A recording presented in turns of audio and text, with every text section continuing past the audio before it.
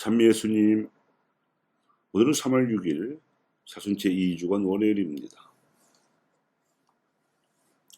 역사상 가장 오래된 성문법이라고 알려진 함무라비 목전에는 탈리오의 법칙이 적혀 있었습니다. 라틴어 탈리오는 받은 그대로 되갚아주기라는 동태 복수를 말합니다.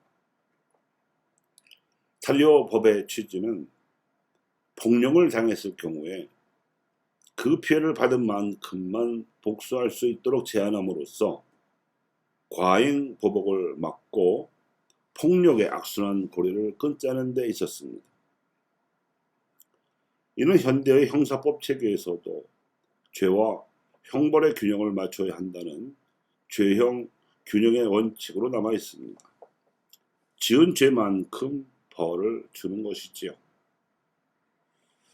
그러나 이렇게 해서 세상에서 폭력을 없앨 수는 없었습니다.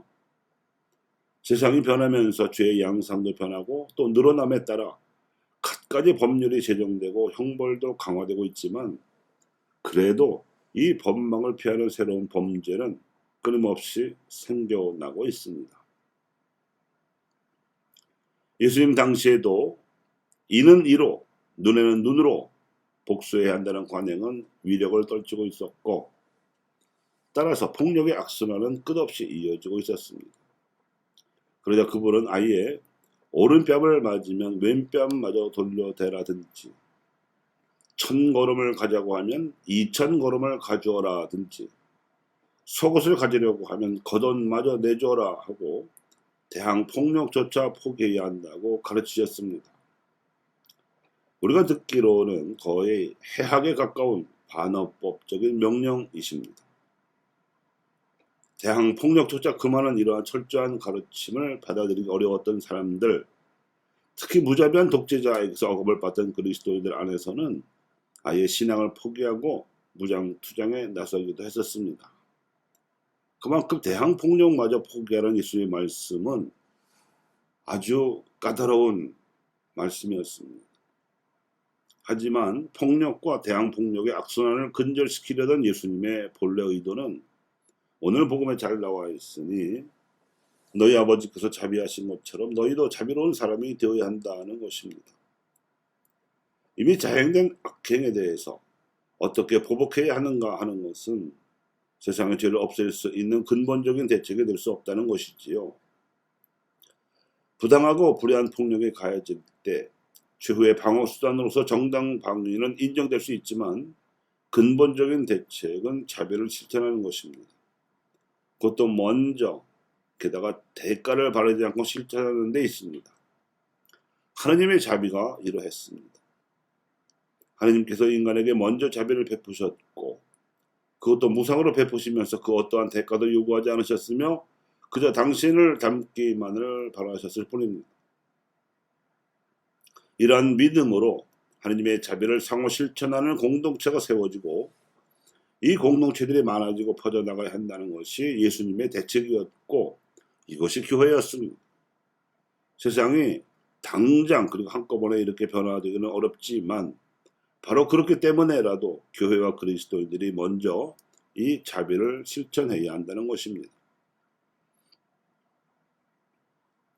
하지만 유감스럽게도 그 옛날 이스라엘 백성은 이러한 하나님의 자비를 까맣게 잊어버린 채 살아왔었기 때문에 오늘 독서에서 다니엘 예언자는 바빌론 유배를 당하게 된 동족이 걸어온 역사를 하나님 앞에서 회고하며 참회의 고백을 바쳤습니다.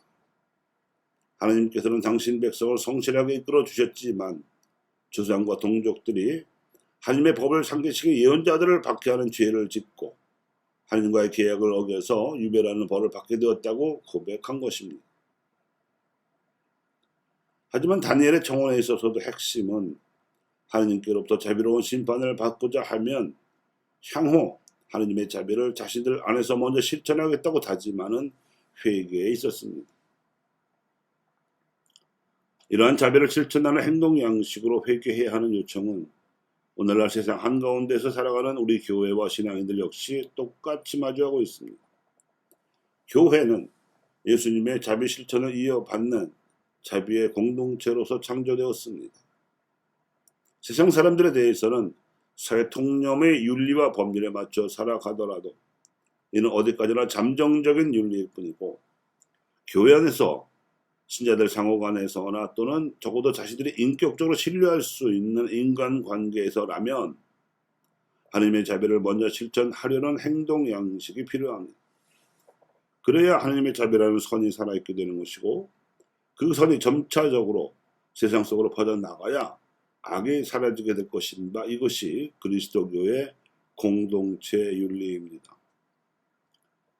그런데 이렇게 살아가다 보면 먼저 자비를 실천하는 사람이 손해를 보는 상황이 벌어질 수 있습니다.